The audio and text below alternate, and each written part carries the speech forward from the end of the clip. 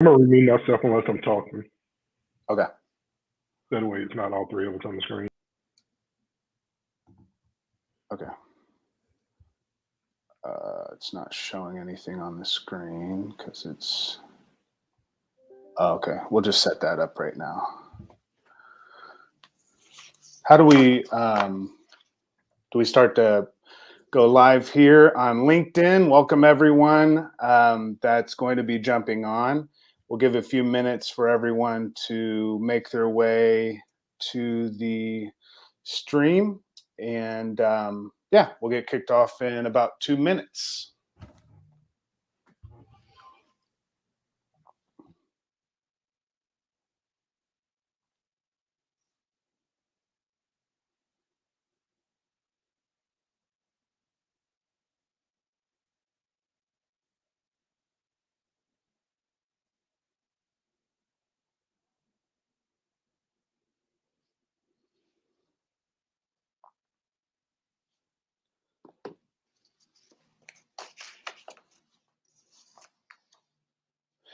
While people are jumping on, I saw a couple real interesting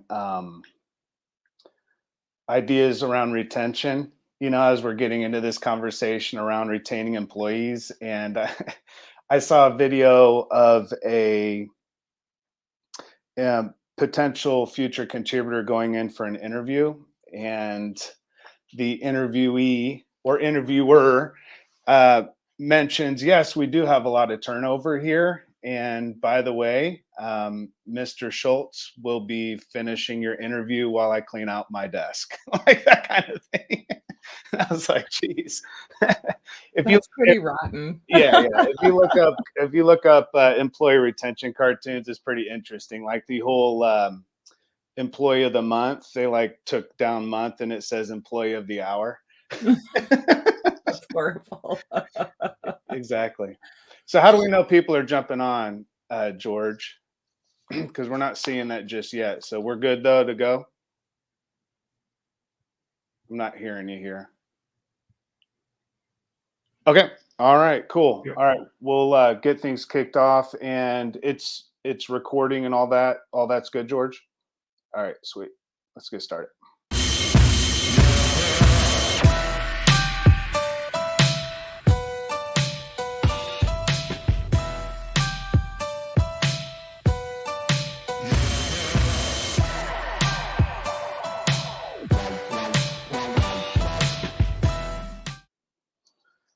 All right. So today we're talking about retaining your employees. And this is a free workshop and goes along with a series of workshops that we do every single month at Culture of Good.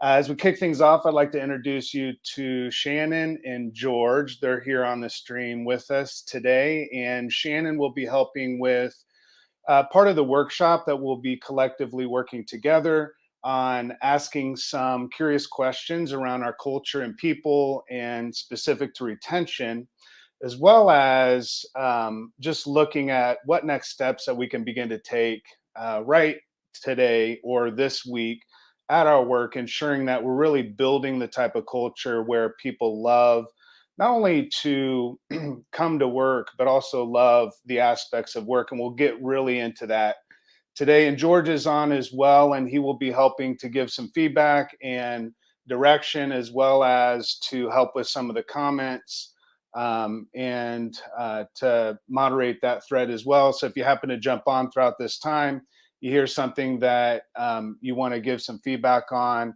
let us know, and we'll be certain to make sure that those comments that are in that thread are recognized, and any questions that you might have will be answered toward the end of our time together. George, do you have any direction to give toward where to place comments and feedback and questions and all of that? Yeah, I think it's important. Thanks again for everybody that's joining. Just comment. I know that there's a comment section within LinkedIn. Everything gets ported in. If you ever have a question as well, feel free to chime in with your questions.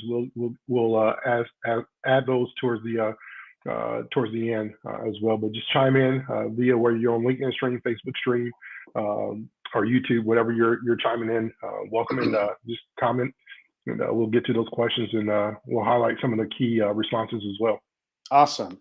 Thank you all for jumping on. I know, this is an important time of your day, and it's valuable to you and to us as well. So we really appreciate it. This is our first time going live on LinkedIn, and so certainly it's going to be something that we're going to continue to look to build month over month, and begin to look at what are the pain points that we're facing post pandemic, but also just in general. We understand prior even to the pandemic that engagement scores across all industries were fairly low. And what we recognized at Culture of Good early on as we began to build it is that it was really important for us to recognize who it was that we were wanting to engage, recognizing that we needed to rehumanize the business in a way that would truly engage people, not only in their minds in terms of what they know and what makes sense for a job or a career,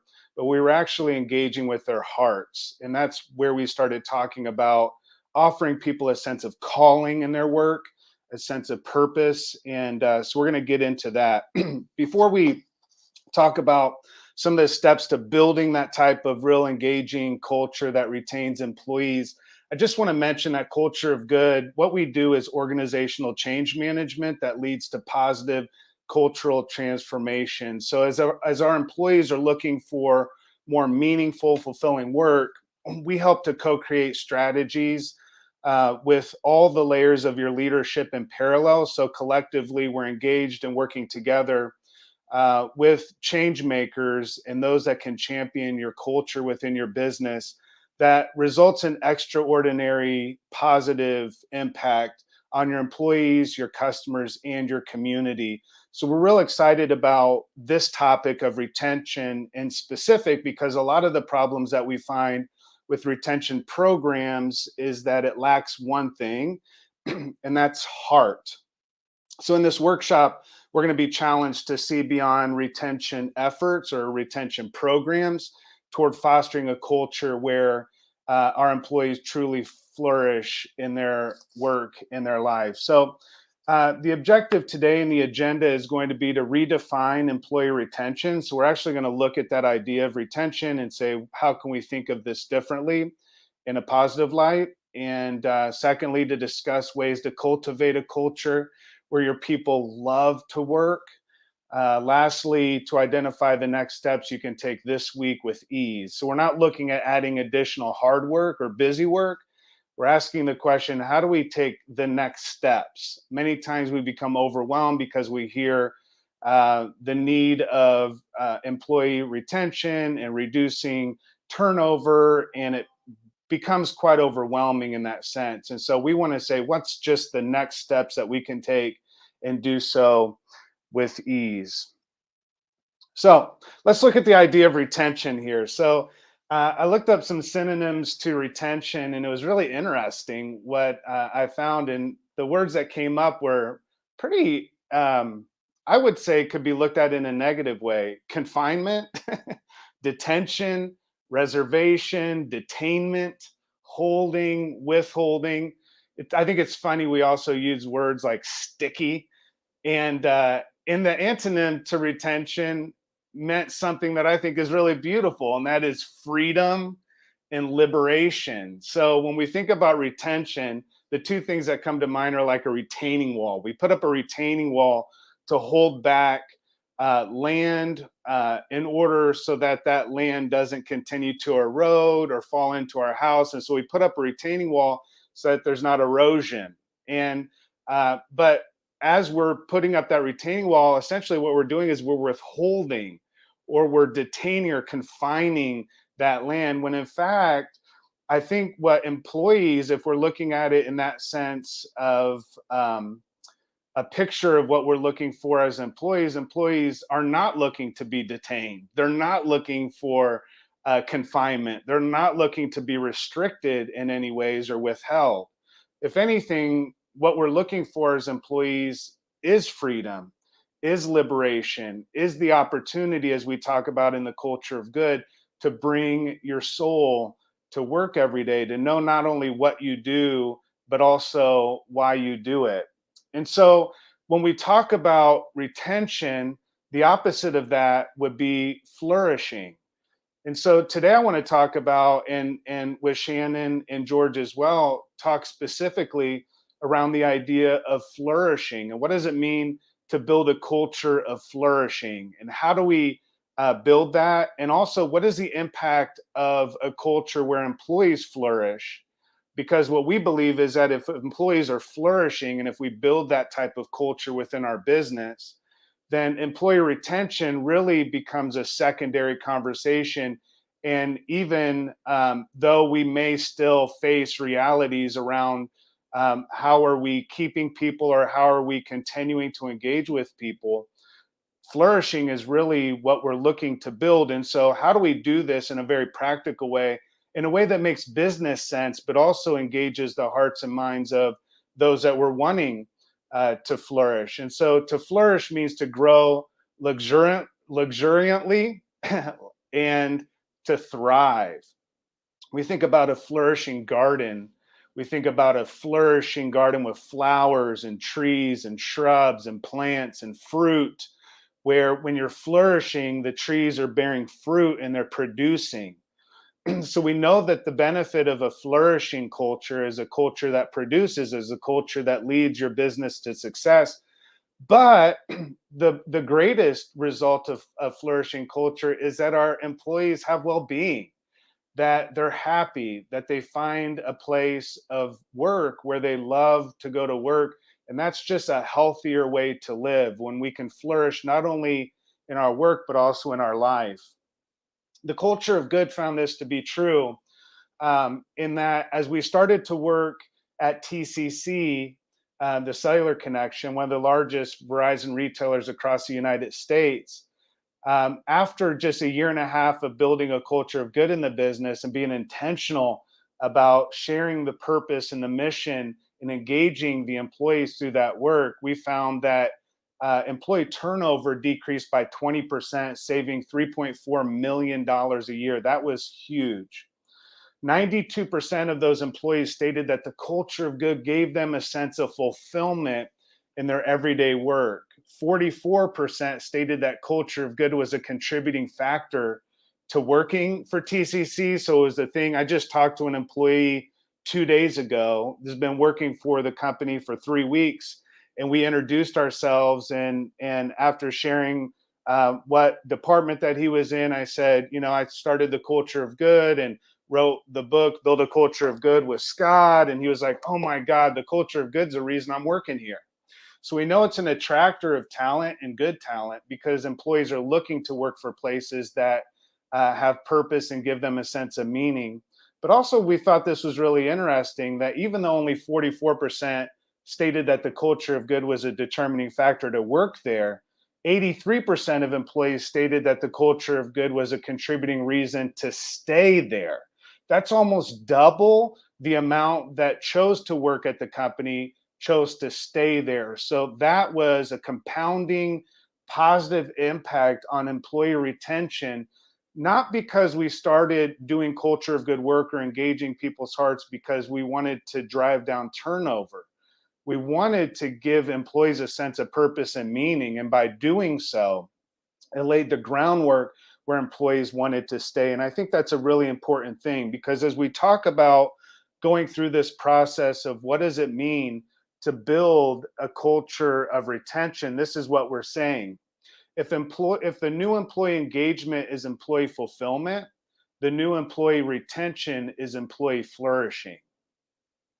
So when we talk about employee engagement, what we talk about is fulfillment, because we're not just talking about satisfaction skill or satisfaction stats or a survey that we send out to find out whether our employees are happy. We're asking employees, are you fulfilled in your work? And I would say that was a really important question that we would ask. But when we talk about retention, we're really talking about employee flourishing. So what does it mean to build a culture where employees are flourishing? Number one, the first thing that we have to understand is that the employees want to know that their contribution is purposeful. And I would say that the employees don't want to just know it, they want to feel it. This is important, Because in organizational change management, if you have an area of your business that you're looking to transform, what we're looking for is a change in mindset that leads to a change in behavior. So if people know and feel that their contribution is purposeful, it means that they love why they go to work in the first place. And all of us want this.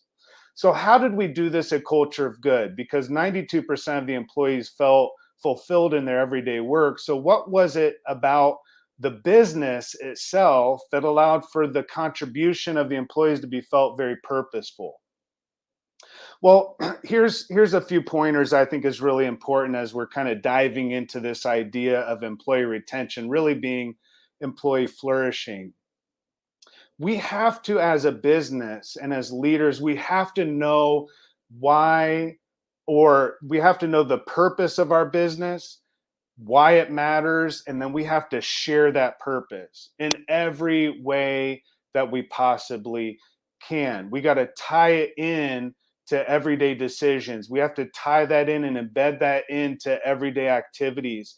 The employees need to see that and feel it and know the purpose of the business. We talk about this as being the cause of your company, the driving force for good. We know that the first purpose of business is to stay in business, because if you don't stay in business, you won't have any other purpose. But the other side of that coin is we need to stay in business, and we need to know why we're in business in the first place. At Culture of Good, we help companies do this, but once you know your mission and your driving force for good, share it, because that's what really matters, and that's what's going to connect and engage and continue to build that culture of flourishing. Number two, know and engage your employees' passions. These are simple questions. Sit down with every single employee and ask those that are on your team, what are you passionate about? Where do you give back? What do you care about in this world? What type of impact do you want to make in and through your life and through your work? Engaging in their passions. That's why from the very beginning of building a culture of good, we start asking, how fulfilled are you in your everyday work? Fulfillment leads to that flourishing. Making decisions, thirdly, that drive your purpose and avoid decisions that don't. It's really important to understand that decisions that we make as leaders really set the ground for what our employees know matters to us and what is prioritized in our strategic intent and what we're building within the business. So this year, as you're building out strategies, do those strategies support your mission? Do they drive the purpose of your business? Do those decisions engage with every single employee? And how do you know that that's happening? I want to bring Shannon into this conversation because there's a few concepts around this idea that I think is really powerful. Shannon, welcome to the conversation today. It's good to have you on. Can you share a little bit about yourself real quick and then dive right into the work part of this? Sure. I am a love-based consultant and coach. So that means that I create space for love to come in and do its great work.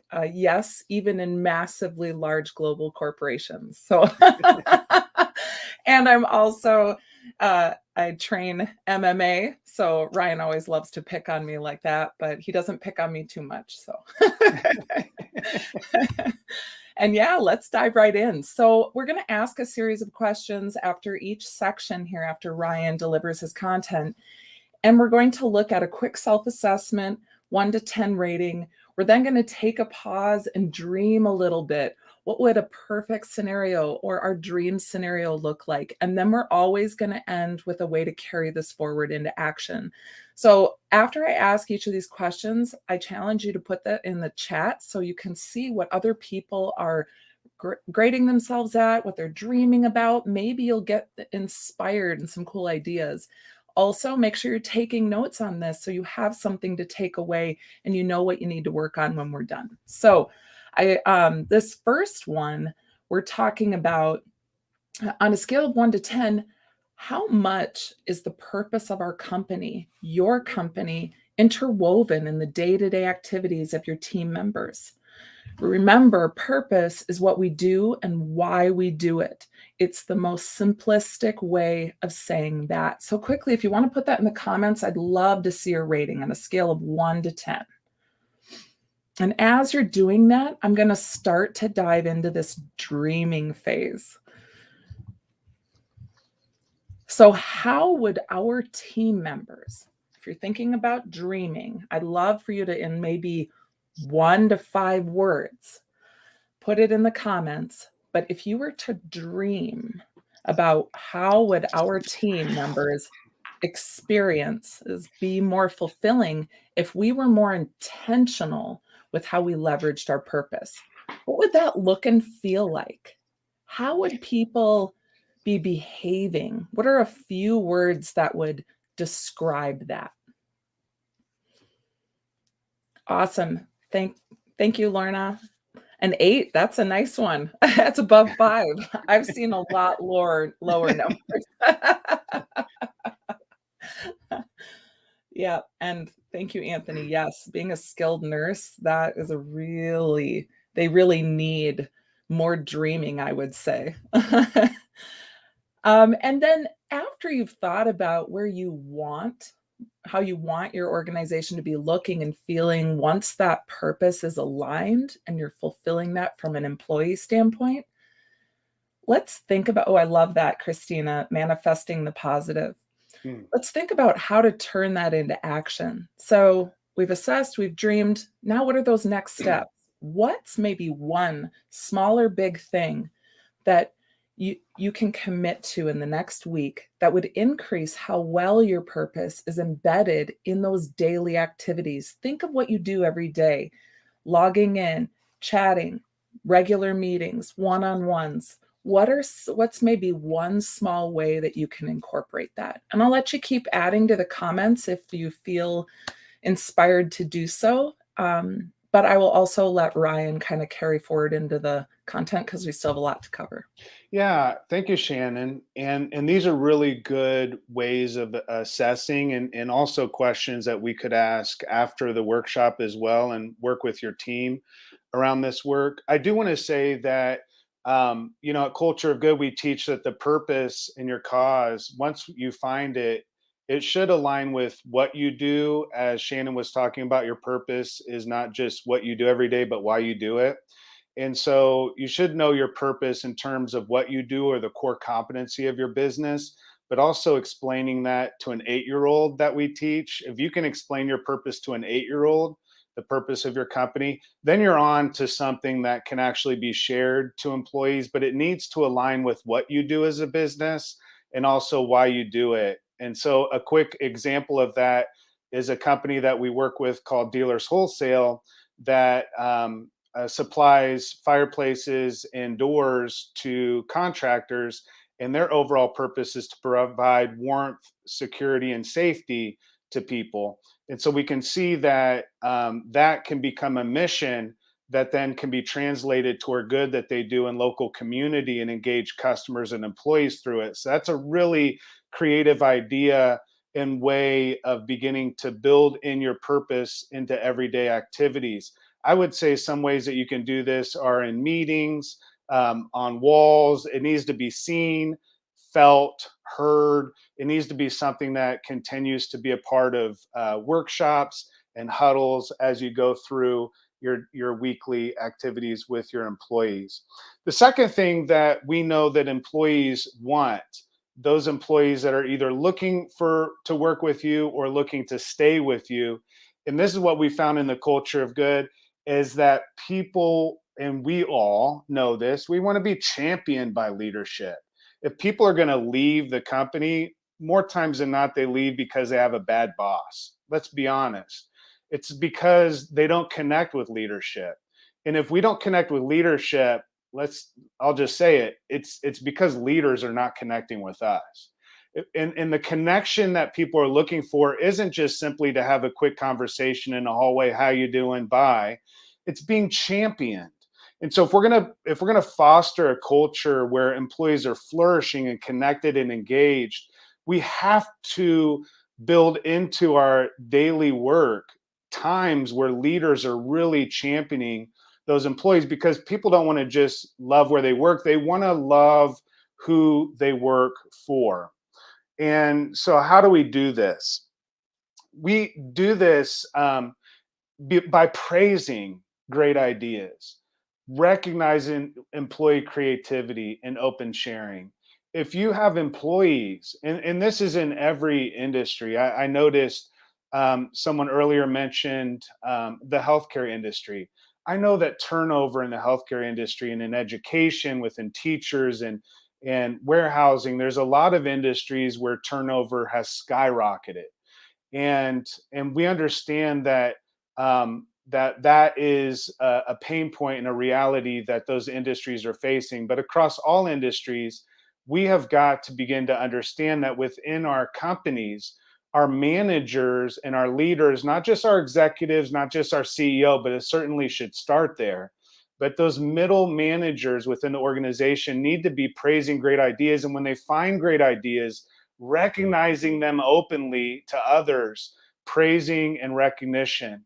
Also, building a mentoring culture where leaders invest their time, talent, treasure, and testimony in people, the 4 T's, where we're building into this culture where if you're a leader leading a team, you really need to be investing yourself within those within your team. If you're not investing in leaders, then you're managing employees.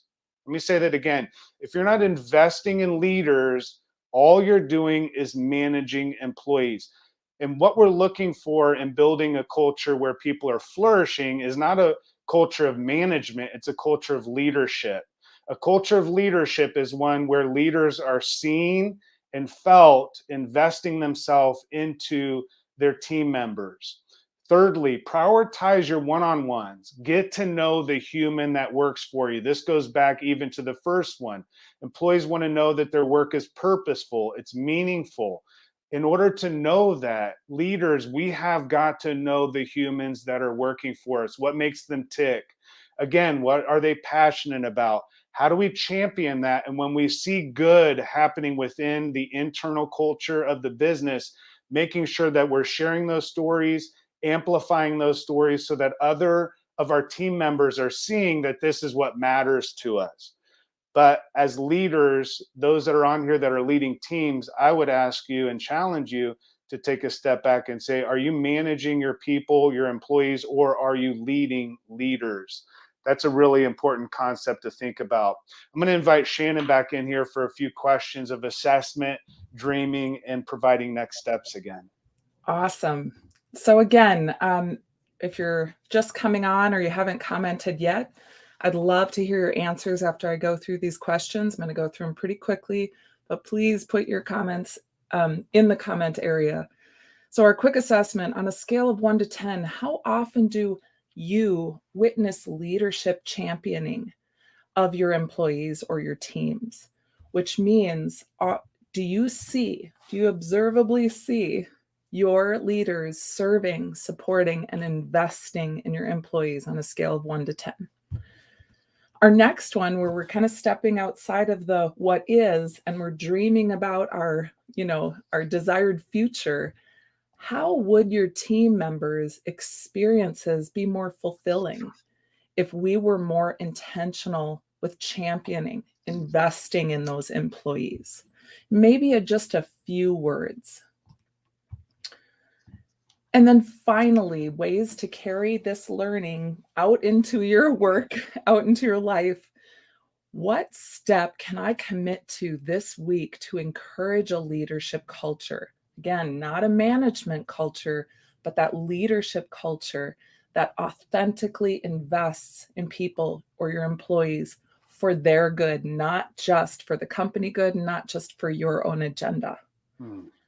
So I love that. Wow, Christina, look at you. 10 out of 10. Way to go.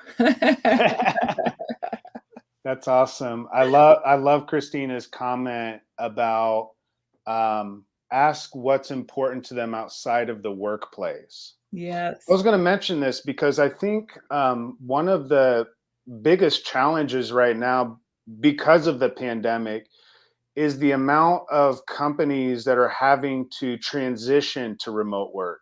it's not that remote work is bad, because companies have been doing remote work for decades and it works really well.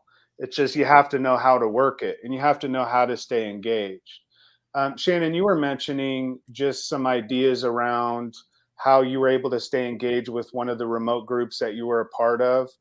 Just the fun stuff, even just the Yeah. time to just spending time together and connecting. So what I don't know how I ended up in the IT industry, but I did, bringing love into the IT industry Goodness. and helping with culture transformation in that group. But a lot of individuals in the IT industry, they're like, we don't need more meetings, we don't need more personal connection, but yet they keep talking about feeling disconnected from individuals. So I work with a lot of global teams around the world, and we would flip flop every month, having a morning half hour. It was usually about 20 to 25 minutes where we'd have one topic, non-work related. You'd either bring a non-alcoholic drink, a drink, a cup of coffee, whatever you wanted. We would talk about that one topic, not work related. And usually what we found out is that people really just loved that little bit of time to get to know one another, to see pictures of each other's kids, to see their house in the background, hear their dogs barking. It humanizes each other, even if your employees are verbally saying, I don't need this and I don't want this. They love it. And yes, Christina, IT needs lots of love because they do incredible work. George, I want to ask you to jump in here in this convo before we move into the third idea around what employees are looking for. Because you, I know at your very core and heart, love leadership and the growth that you saw in your business. I believe you attributed a lot to the leadership culture that you built. What are ways that those that are on here can champion their people that you found that employees really engage with? I think the true authenticity is in leadership, right? Is who we are as individuals. We always say, and we stick by it, Orion, is that to truly be a leader, you must first lead yourself Yeah. in all aspects of life, right? And so I think that true um, authenticity of who I am as a leader, who you are as a leader, it really resonates to people. I Mhm. think so often in the past, leaders have tried to become somebody that they're not. And we can see past those things, right? Whether it's through tough times, the true you comes out and is exposed. And when your team sees that the person they thought you were is not who you really are, it really exposes it. I think what we have to do is be okay. I love Shannon, the love. I think we have to be okay with saying, as much as it's not normal in the workplace. I'm in a new office right now. I'm getting into the IT recycling industry, Oh and boy, and we for a got all lot of kinds of people, people in the IT space. for a lot of people, man, I'm a man of love. I love people, Mhm. but we don't hear that word a lot in the workplace. We don't hear I love you and I really care for you. But I believe when you see companies excel, when you talk about the culture of good and what that done in the workplace, it was because leaders were just people. We were humans. We put humanity back into human resources. And really just became people. And I think it begins with who am I? What do I want to be? And who do I want to be around these people? And what can I give them? Mm. Right. But before I can give, I must first have it. I can't rob somebody else's energy. I can't rob somebody else of grace or love or mercy that we may have to show and just throw it out there to my team. I must first embody those things, those characteristics.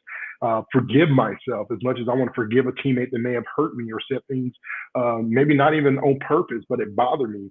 Um, and so I think we have to really have those characteristics as a leader, as individuals, before we can try to say, this is what I want to do for Sarah or Joe that's on my team. Mm. George has to exemplify all those characteristics. And it first starts with me. I must lead the life that I want to live in front of others. Love it, love it, love it, love it, love Preach. it. Preach. For those that don't know, George and I are ex-pastors. So I just want to give a little disclaimer here, because what's unique about that is that we're used to being very vulnerable in front of people and sharing the good, bad, and ugly of our lives, because that's what connected to people's soul, right? That's where their heart opened up. Because if you just, position yourself like George said, I'm a leader and look at me and follow my example, and you try to be fake around who you're not, then what you're essentially saying to your employees is follow my example of being fake and who I'm not. And everybody tries to live up to this standard that no one wants to live up to. Everybody wants to be real. Everybody wants to bring their soul to work. But if we don't have leaders that are giving permission to do so by their own example, as George was talking about, we can't build this culture of flourishing. I'll say it this way. If you're not flourishing, your people will not flourish. If you're not engaged, your people will not be engaged. Those that work with you, your teammates, it's impossible to engage with others when you're not. No one can embrace what you don't first embody. And so when we talk about this, the first part around building a culture of flourishing, the necessity of employees knowing that their contribution is purposeful, what we're saying is that we want to know that we love and feel that we love where we work. There's purpose behind it. And that passion that we have for purpose aligns with the purpose of the company that we're working for. So important, because there's alignment in values and mission and vision, and all that's wrapped up into that. And we're talking about employee engagement being employee fulfillment. But if employee engagement is employee fulfillment, then employee retention is employee flourishing. So knowing that my purpose is and my contribution is purposeful, knowing also that I love who I work with and who I work for, rather because I'm being championed by those leaders. The other thing is that we have to understand that really where people really engage is employees engage more connected to the heartbeat of those that they work with, not just who they work for. So when we talk about employee engagement or employee retention, we're always looking at how to engage employees from a company to employee perspective, or leader to employee, or leader to team member. But in this last one, I think this is maybe one of the most important ones, and we want to kind of end with this, is this idea that we need to foster connected friendships. Now, let me say it this way. Just because your organization is friendly does not mean that it's making connected friendships. There's a difference between being friendly and being a friend. You can put on the persona of being friendly. You can have a lot of friendly vernacular on your website and talk about how engaging your culture is and how much people care about each other. But people know it if they are a part of the organization for any amount of time. And this number 3 right here, if we're talking about employee flourishing and we're talking about retention being flourishing, connected friendships is key. As a matter of fact, workers who had 6 to 26 friendships at work. Now, obviously, there's no way to have 26 friendships at work, but the more friendships that we have, or close friends that we have at work, the more that they said that they loved their company.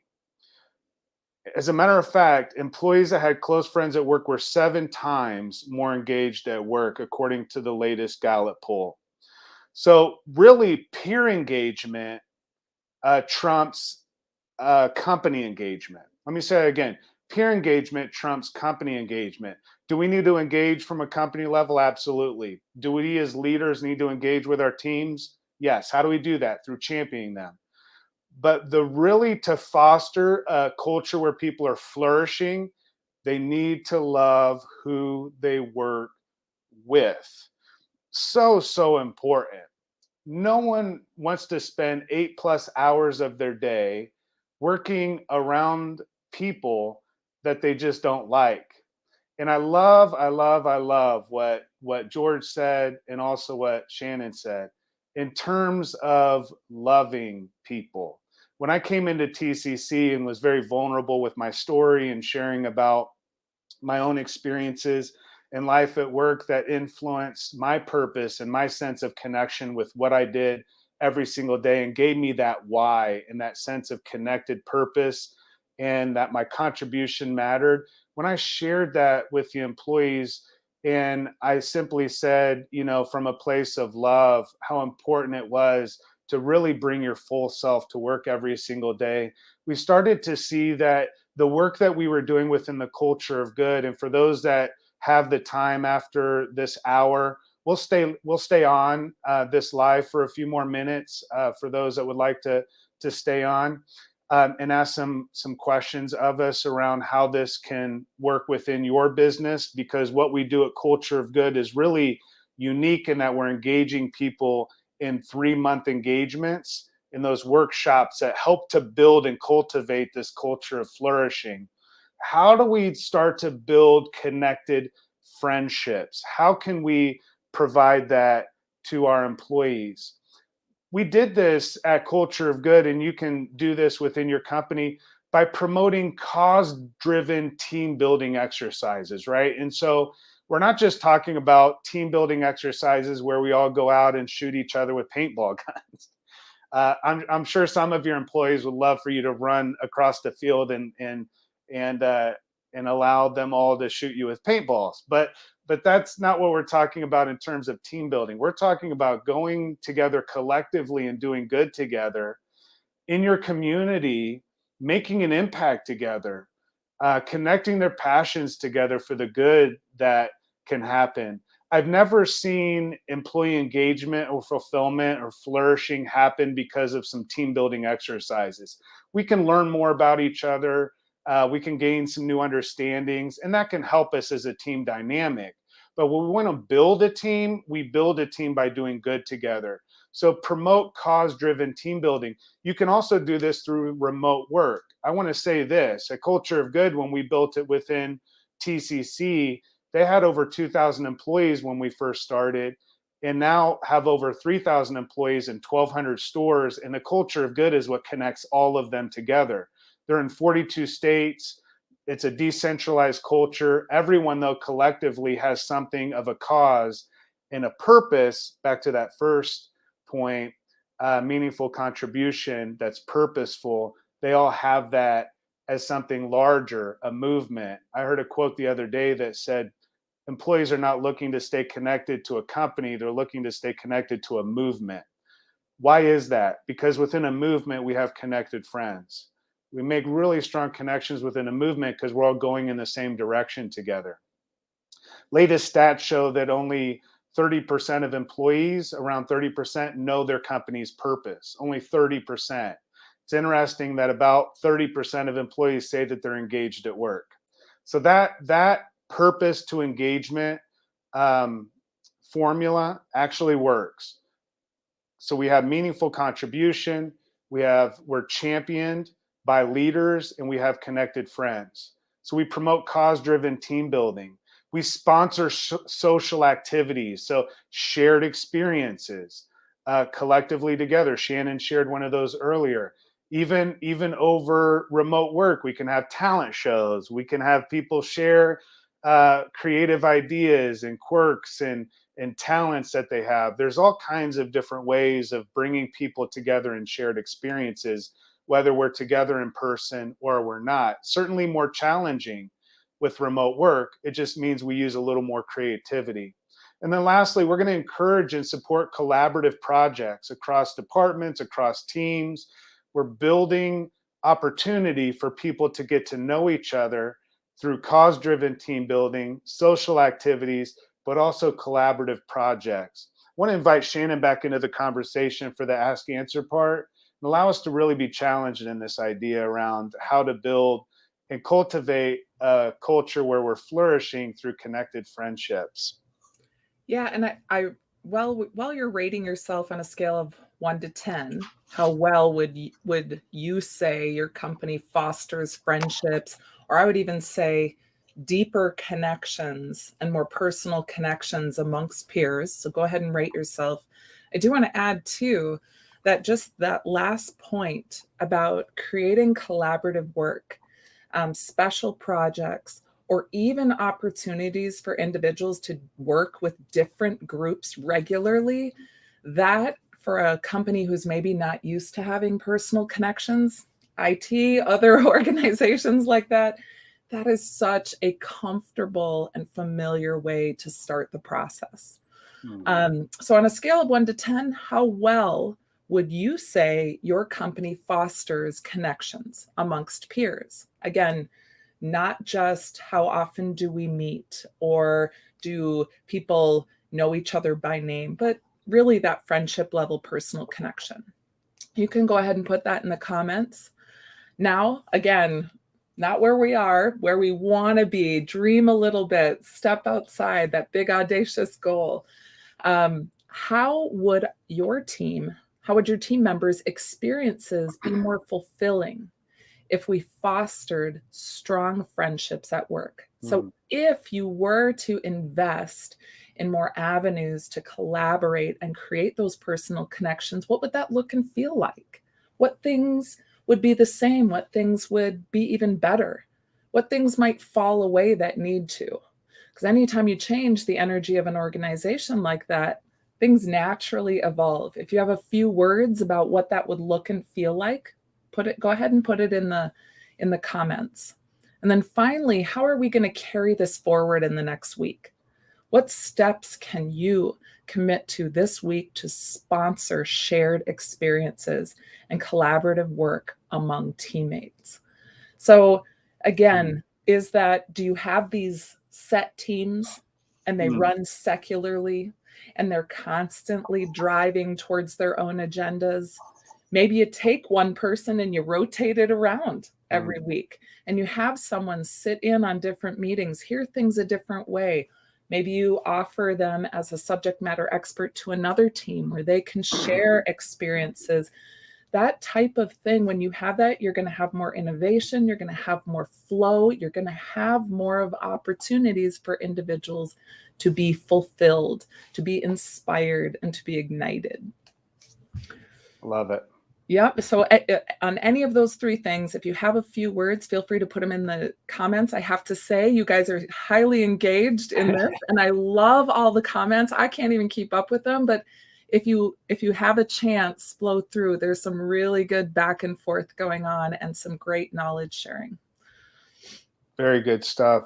George, you want to pop in here too? And while George comes in, I wrote down a thought that I think is really important, because we always talk about leveraging your culture to attract new talent, right? So share what makes you unique and special, which is your culture, which again, we define in so many different ways, but essentially what we're saying is, what is the most compelling reason for people to come work for you? Because culture attracts future contributors. But strong friendships flourish current ones. So when we're talking about not just attracting talent, but fostering a culture of flourishing where people are engaged and they're actually a part of something that's a movement and not just a moment where they're hired and then they just feel like they're thrown right into the shuffle of the whirlwind of everyday activities, but they feel that they're connected with that sense of their contribution being purposeful, they're being championed by leadership, but they're also having connected friendships. And I wanted to say this, George, Shannon, and I all live in different states. We don't, spend a ton of time together in person. I consider both of them really close friends. I don't know if they would consider me that way, but and I just wanted to have both of them on here because what we're building within our organizations feels completely different than just hiring, getting people to be more productive and then firing them when they're not, or paying them enough where they can't leave us so that they stay and do just enough work so they don't get fired, right? Like we're looking for really strong connection, authentic connection and experiences with people. And we as leaders have to start doing that. George, I want you to just share just the importance of friendship in terms of what you've seen in business and how that's impacted your growth and success. Yeah, I think the first thing, Ryan, that really comes to mind, and it reminds me growing up, and Ryan and I have known each other since our younger teenage days. And it was funny, right? Before teenagers. For teenage days. But there was a period of time where we went different ways and directions, and we lost connection, for 5-10 years. And then when we got reconnected, it was like there was no gap, right? I always think about when I was younger, what I always wanted to be, and really where I am today. And the fact of the matter is, what I wanted to be was never a reality until I changed myself, and understanding that we as people, we attract who we are, not what we want to be. And so we all have that, we all know the quote, hurt people. And if hurt people, and Ryan and I, we both cling on to this quote, if hurt people, love people, really share that love. People filled with joy really share that joy. As Shannon was hugging virtually, I did this. I don't know if you saw that because I'm receiving it. We should all give each other a big hug. Everybody that's on the live, just do this. A virtual hug. Yeah. But it's so true. And I think in order to really connect with other people, and it goes back to the whole self-leadership, Ryan. I remember as a kid, and I'll admit, I was probably one of the ugliest kids. I was top 10 ugly kid. And so I changed that word around to ugly. Really, for me, when somebody says it's ugly, whether it's an ugly situation or a person is ugly, ugly stands for you gotta love yourself. And so that's exactly what I did. When anybody will say I'm ugly, I was like, you know what? I just gotta love myself, even if nobody else does. And I think that spreads through friendships, that spreads through connection. You mentioned the word vulnerability, is to really go behind that feel, felt, fine, mentality where, we all have painful situations, and I'm okay with sharing my struggles that I've gone through, my pain that I've gone through, because we've all felt or been through similar situations. We may respond differently, but life and the world that we live in, there's nothing new under the sun. Yeah. And so I think it's important to really, find who you are, because who you are is what you're going to be surrounded with. And when it comes to connecting with other people, I can tell myself I want to be a millionaire all my life, but unless I surround myself with people who are there, on their way, or been there, I'm gonna keep on searching, right? But it does not mean I'm gonna be a millionaire. And so the same with the friendships. You want to have great, healthy relationships and friendships. You got to embody those things as well. Very good. Coming to work, understanding this and recognizing this as leaders is a game changer. For some people, thinking about cultivating a culture where employees are flourishing sounds very touchy-feely, and I would say this: it is.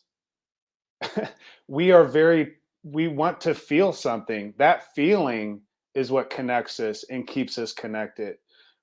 It's within every relationship. When we feel like we're not on the same page with those around us, relationships start to become messy, and they go on the rocks, and eventually there's splits, and there's realities around that. And so the more we're connected within friendships and having those close people that we know care about us, coming to work knowing that there's going to be people that we see there, whether virtually or in person, that actually really care about us as a person, as a human being, not just as a producer. That is the difference between whether I stick around and produce, right? But the problem is we're trying to paint a picture of culture on top of something that just doesn't exist. The very core of who we are, we need to get back to building these type of close friendships. To summarize today, and again, I just want to share that at Culture of Good, we would love to engage with anybody that's on here. Our engagements are 3 months. You can reach out to us on cultureofgood.com. We'll stay around for a few minutes after we go through this summary. But employees want to love why they go to work. So help them see how their contribution is purposeful. And in this, start by knowing how yours is. I think that's one of the common themes that I've learned through this from George and Shannon, is that in order for us to help our teammates to see how their contribution is purposeful, we have to first know that ours is. Secondly, employees want to know that they love who they work for. They want to feel that. So make sure they feel like leadership champions them. This is really important. We have got to be intentional around this. We've got to every single week as a leadership team, we need to look at each other and say, how are we going to champion those that work around us and on our teams this week? How are we going to be intentional about it? How are we going to prioritize this? How are we going to let people know that their contribution is purposeful? How are they going to know that they're championed, that we care about them? Remember, people stay where they're celebrated, not where they're tolerated. If people come to work and they feel tolerated at work and they feel like they're just one of the numbers, they're not going to stick around. Lastly, employees want to love whom they work with. So that's that connected friendship. So encourage connected friendships in your culture. Obviously, you're not going to send a memo out and say, everybody pick a connected friendship this week, right? We have to do this in a way that we intentionally foster opportunities, safe places.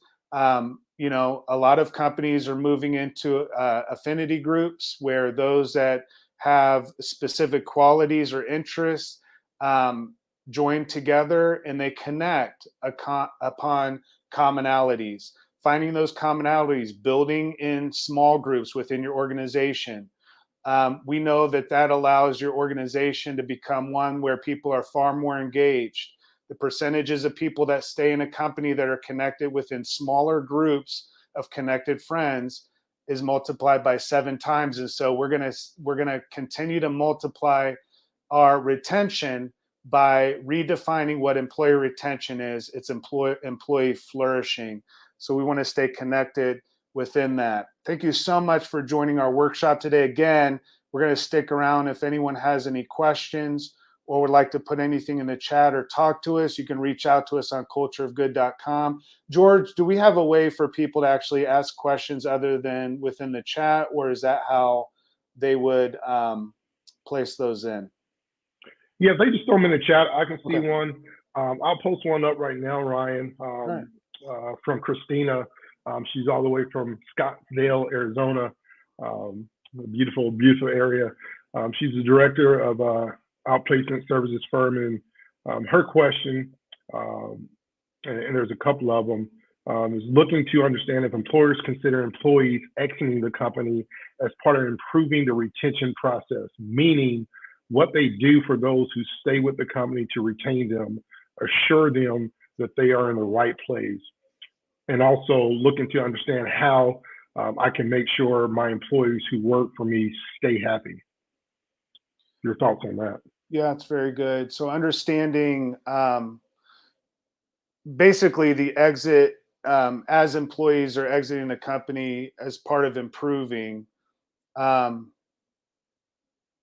Absolutely, for sure. Yeah, exit interviews are really important. I think asking the right questions are really important as well.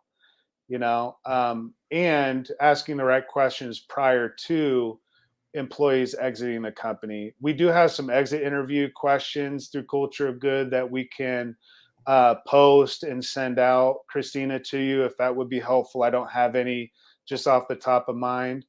Shannon, do you have anything to add to that as well? Yeah, I don't know if you've ever been a part of a corporation where they just send the like weird email that says so and so is gone now. And if you have any questions, talk to me directly. Yeah. And it's just like this cold, I don't know about you, but it just sends that feeling through my gut.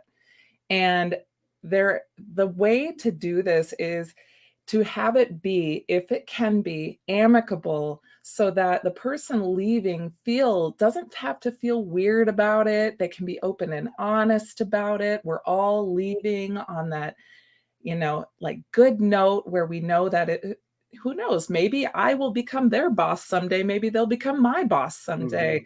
But there's always leaving that door open and then having some sort of a joyful send off, whether that is an email, a virtual meeting, or something. Those things leave people feeling good and have closure around exits. Otherwise, like you said, they're like, what is going on? Why is this person leaving? And no one knows anything. And we know that when there isn't transparency, when there's darkness, it's hard for the light to get in. So, Mm. yeah. Yeah, very good stuff. Yeah. I'm going to add something on there because I think it's important, and for Christina and then anybody else who's listening, people leaving the company sometimes is a great thing. I think one of the most important things is that if what you compromise to keep, you'll eventually lose. And what I mean by that is that so often we try to keep all the best team members on our team and employees because they are so awesome. They're the top of the class, and it'd be hard to replace them.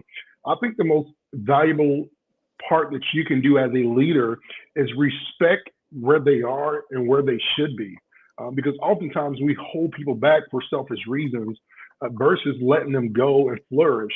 And I think it's so important that we understand that sometimes losing people is a great thing because it's a story, right? This person came into our company, they were at this level, and look where they are now. They were part of the process. And I think those are things that we should celebrate versus try to hold back to say we don't want to lose people. So for me, when it comes to improving retention and that process in the company, exiting the company or leaving the company, it all depends on why they're leaving, right? If they're leaving because you've done everything as a leader for them and they're ready to take another leap of faith, you may just be the person that waters the grass, right? It's the whole harvest. Everybody wants to celebrate the harvest, but somebody got to plant the seed, somebody has to water it, and not a lot of people get to see the fruit of it in their due time. You just may be a part of that person's life for a season. Yeah, because you might hire someone that another company and leader poured into and invested into, and then you get to hire them, right? And so, and they come into your company as well. Serena, I saw that you talked about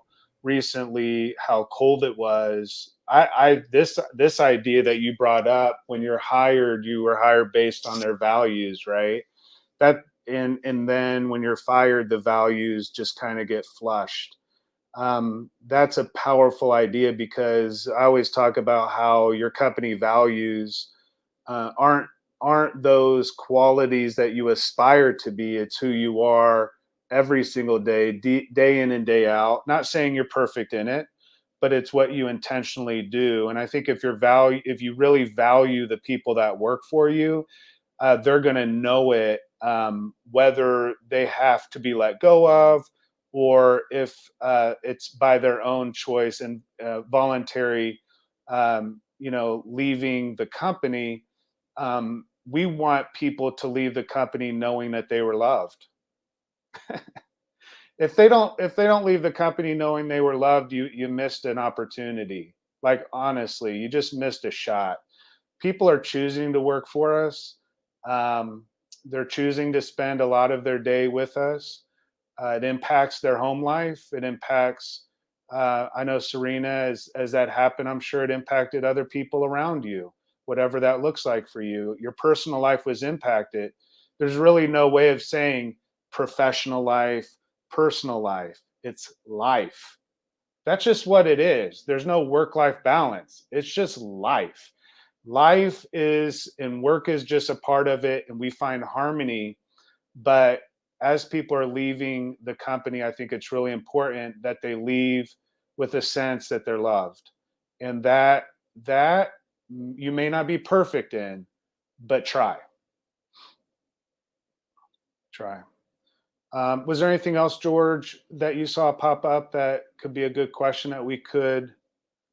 And for those that, as he's looking that up, for those that are sticking around, that are still with us on here, Culture of Good, we consult and do organizational change management that leads to positive cultural transformation. So any of these pain points around recruiting, retention, building a culture where employees are flourishing and connected, where they are actively involved in doing good together and building that team dynamic. Changes and transformation that your company has gone through that it didn't go through very well and people got disengaged or divided because of it. Change that's happening currently right now, and change that you're anticipating is going to come. We would like to help with any of those aspects of your business. to not only manage the change, but lead it really well. And that means leading those leaders that'll be responsible for helping that change happen in a way that's productive, in a way that's engaging, in a way that's not going to be perfect, but in a way that leads toward that positive culture where people are flourishing. That's what we help with. And our engagements are 3 months. Very easily, if you call us, we'll dream together, we'll build together, and then we'll act together, we'll do good together, and we'll make it happen within your business.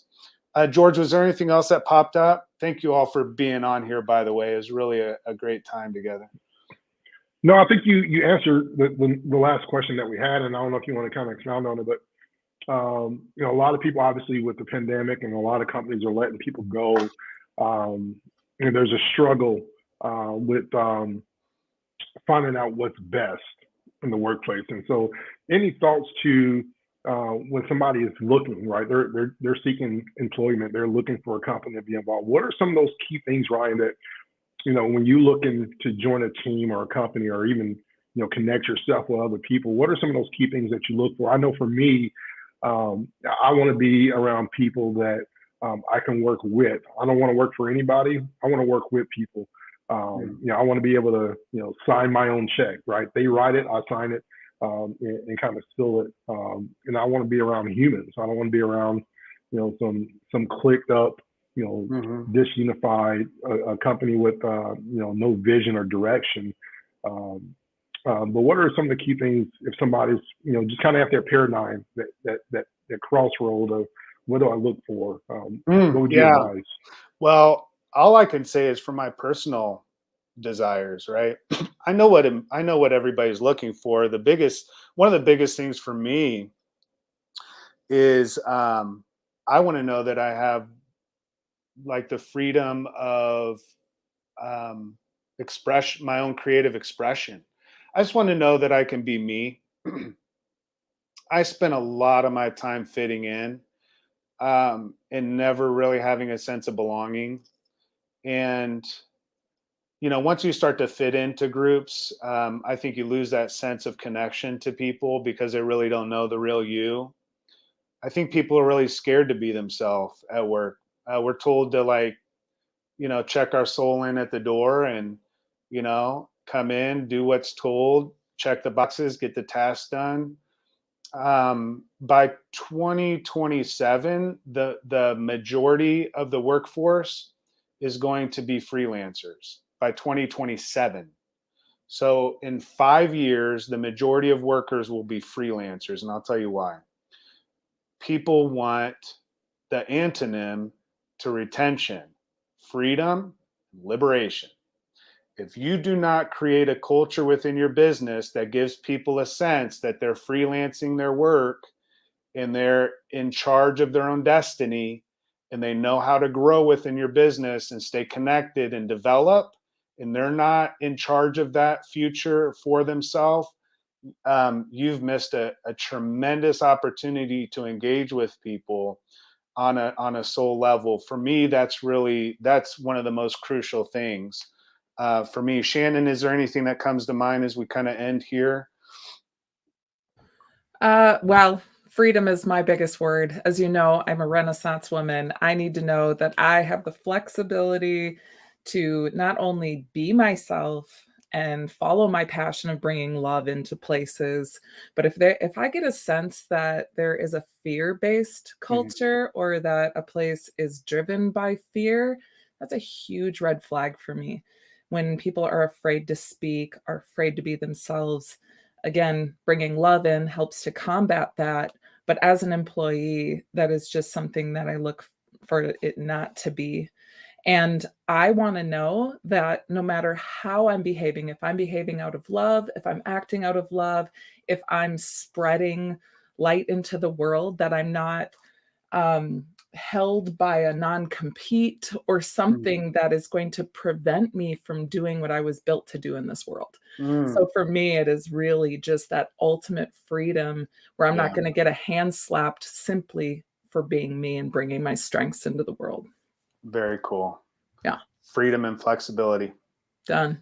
Well, keep us in mind for the future. Every month, we're going to be jumping on for a workshop over a different theme, hitting on a pain point that we're facing post-pandemic. Hopefully, this was helpful for everyone.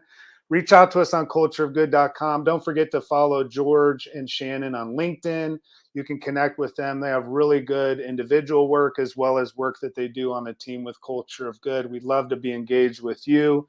Find out ways to just be of service and help you really dream together, build a culture together, and really act on it in a way that can lead toward those dreams coming to reality. So thank you guys so much for jumping on, and we will see you next month. Thanks, everybody. See ya.